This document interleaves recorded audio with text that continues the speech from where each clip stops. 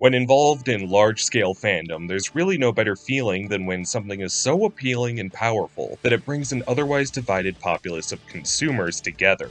No matter how many Star Wars fans disagreed about the sequel trilogy, most would agree that The Mandalorian is pretty great. Smash players will bicker day in and day out about their favorite character and why they deserve to be in the fray, but no one was at each other's throats the day Sephiroth made his entrance. And maybe the example I look at most pleasantly, the day when Dragon Ball fans, no matter their feelings on Dragon Ball Super, or the wishes that the series was the way it used to be, flocked to cinemas to mutually enjoy Broly. Once a character responsible for some of the most polarizing corners of Dragon Ball discussion, became the headliner of an attraction everyone was excited and supportive of. And as someone who's been following Dragon Ball and Broly throughout this inception and transition, it's a pretty interesting thing to dissect. To understand how Broly became such a controversial character, one has to understand the most telling thing about him, the fact that he was created in 1993. This was actually a really weird thing for even a lifelong fan like myself to be aware of. American Dragon Ball viewers got their content and merchandise post a significant delay compared to Japan, and as a result, it didn't always add up here and there, so sometimes characters that weren't in the show made these portentous appearances that my neighbor would show me in magazines and video games. Back when the Dragon Ball movies were a little harder to come across, I had to be told that Frieza has a brother named Cooler. There's a Super Saiyan 4? And there's a guy called Broly, and the understanding I had is that he was super strong. And in the event that I finally got to experience the Broly movie, I'd find there wasn't much else going on with the character. By Broly's inception in 1993, there was a definite trend in way of pushing the envelope with hardcore and heavy metal characters, specifically foils and evolutions of characters we knew, built specifically to be even badder and better. Granted, I noticed this trend mostly in Western comics and stuff, meaning it's hard to necessarily draw the line of connection to Broly directly, but I doubt it's any mere serendipity that the very same year Spider-Man and Venom were at the mercy of Carnage, and Bane broke Batman, Broly, with similar muscles, demonically vacant eyes, and ramped up to 11 style, made waves in the Dragon Ball community. The division Broly caused seemed pretty clear-cut at first. Dragon Ball as a story themed a good deal by the concept of power. It's Goku's journey to grow stronger and meeting stronger people, and that's a gross oversimplification, but it's also one that some people apply to the series very literally, for better or worse. Some loved that Goku and Vegeta faced this plateau of pure power and appreciated his menace and aura, and others wanted more out of a figure with such gravity. I think this is a little unfair to expect given the fact that the line of Dragon Ball movies are all non-canon and as such can't have any real impact on the main continuity, meaning Broly could only ever really be a one-and-done threat, but I also sympathize with having high expectations of a character given his following and being let down. Broly's disposition as a narrative shortcoming was due to a number of factors. Broly's eponymous film focused on him and his father, Paragus, dropping by Earth to invite Goku and Vegeta to a rebuilt Saiyan civilization. This is, of course, a trap, as we learn that Vegeta's father, the late Saiyan King, took note of the infant Broly's latent power level and tried to have the baby executed, a turn of events that resulted in his and Paragus' exile shortly before Planet Vegeta's destruction.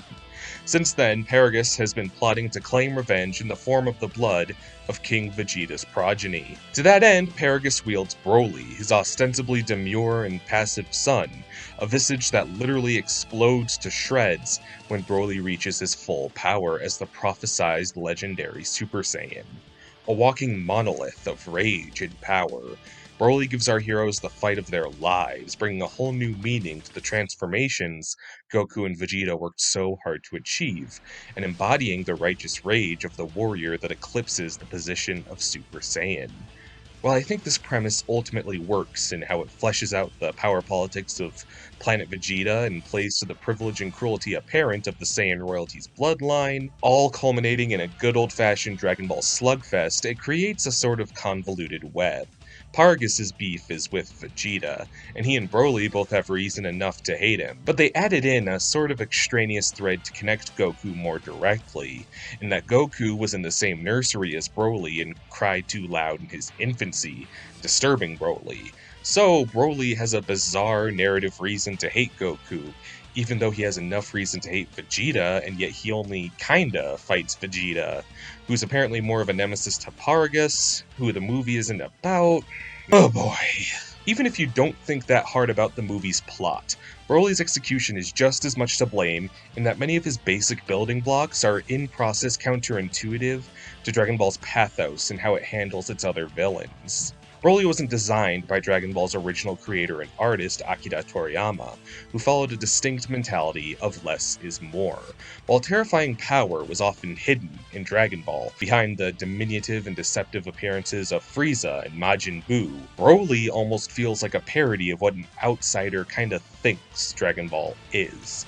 To be clear, I mean no disrespect to Broly's original creator, Takao Koyama, who brought his impressive pedigree as a creative on shows like Saint Seiya and Urusei Yatsura to many Dragon Ball endeavors, and was inspired by his love for the series to create Broly. When setting out to create a devilish powerhouse, Koyama succeeded with flying colors, but it is still clear to see how Broly stands out in the Dragon Ball Rogues gallery. I feel this was a hovering motivator that went into approaching Broly when Dragon Ball Super wanted to introduce a revamped version of the character, and the first taste anyone got was of Broly's new design, overhauled by Toriyama himself, the most keen difference being in both Broly's base appearances. Note how Broly's casual persona in his first iteration is sickly and unassertive, whereas the newer Broly is still a unit, even when not tapped into his full power, which I think is an intentional change for the better to more clearly connect Broly's juxtaposing personality aspects. The sheer dichotomy of the previous Broly's designs making his identities feel almost like a dissociative personality, a literal metamorphosis into another person, whereas the new Broly shift into legendary Super Saiyan feels more like a person stepping upward into their own breadth of resources and powers, making him seem less like Banner turning into the Hulk and more like someone who is still accountable for every nuance of their damaged psyche, that as such is far more relatable and engaging, not unlike a nurturing beast with a keen instinct to protect those around him that can look incredibly scary. Broly could still keep his badass and iconic muscle, but it was now given more of a reason that really resonated with the character. There was a sense of irony between how sensitive and overpowering he was, contrary to the somewhat flat characterization of the previous Broly. Though I think an element arguably even more counterintuitive to Broly's peers of Dragon Ball villains than his own outward appearance is how other characters react to him, primarily Goku. There's a reason besides their very close backstories Goku is so frequently compared to Superman, and that's because Goku has a huge heart. He has no tolerance for bullies and will go to great lengths to defend his friends. But he's also a sportsman capable of immense compassion and respect for the power of his adversaries. This is a guy who tried to spare Frieza, who gave Cell a Senzu Bean in the interest of sportsmanship, and passively wished Majin Buu be reincarnated as a warrior he can spar with again. These are all foes who are irredeemable by every standard of the word, and yet Goku had room in his heart to show them kindness, which is why I feel it's sort of a disservice to his character and the spirit of Dragon Ball as a whole that Goku doesn't seem to have any of that warmth to spare for Broly in the old movies. It's not like he's uncharacteristically callous or anything, but I think it's important to note that Broly is one of the most sympathetic rivals Goku ever faced. He's not an intergalactic despot or egomaniac bent on proving himself. He was prosecuted literally from birth and bred to be a living weapon, sculpted into a monster by nightmarish circumstances and an abusive father. I'm willing to wager that something that sits wrong with some about Broly isn't just his lack of subtlety or meaning. It's the fact that he's framed like a tragic Templar and yet executed like an utter monster. A rampaging beast with no fate other than to be put down like an animal. He's treated unceremoniously by the narrative itself, which gives viewers very little reason to act differently. This goes hand in hand with Broly's new arc in Super, which largely keeps Broly's background the same, but this time sees his battle with Goku and Vegeta taken to Earth, where he's recruited by Frieza, and it's within his ranks Broly meets Cheelai and Lemo, who quickly take a liking to Broly, which gives him two narrative advocates he always needed. Cheelai and Lemo show Broly kindness, something someone maybe could have shown Broly in the old continuity before he was destroyed over and over. What I also notice is how this dynamic in some ways mirrors Goku meeting the likes of Bulma and Yamcha in early Dragon Ball. Goku and Broly were both largely alone, but their kindness and bravery, despite an animalistic instinct and strength, brings people together who may be resistant to friendship otherwise. As you can see, Broly's similarities to Goku are played up in Super, and what's important is that these facets of the character were always there. Broly was subject of many non-canon what-if stories in video games. I think of the Plan to Conquer Earth from Dragon Ball Z Budokai Tenkaichi, where Broly joins an alliance of other villains who devise a plan for vengeance on their respective enemies, an endeavor that ends with Broly getting to exact payback on Vegeta, and others that play to a more sympathetic light, such as his campaign in Dragon Ball Z Supersonic Warriors 2, which tells the story of Broly suffering a head injury on Earth and losing his memory, just like Goku did. Hercule, with the same capacity for sensitivity he had for Majin Buu, nurses Broly back to health and makes him a new protege, effectively reforming Broly. It's probably really hyperbolic to say that the world was aching for Broly to be redeemed and have a happy ending, but it's clear someone was.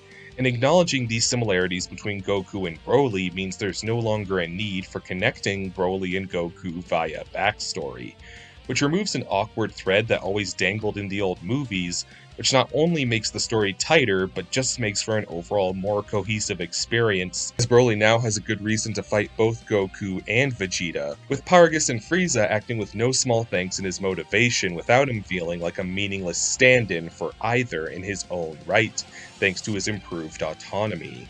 And most importantly, it makes it all the more cathartic when Goku, in the end, befriends Broly, and the two warriors come to understand each other. Broly, Cheelai, and Lemo make a home sweet home on Vampa, and Goku promises to spar with Broly again someday. And that's conceivable, because the biggest difference that divides the two Brolys is that this Broly is canon. There's no need to wipe him from existence, so not to leave the question as to where he is.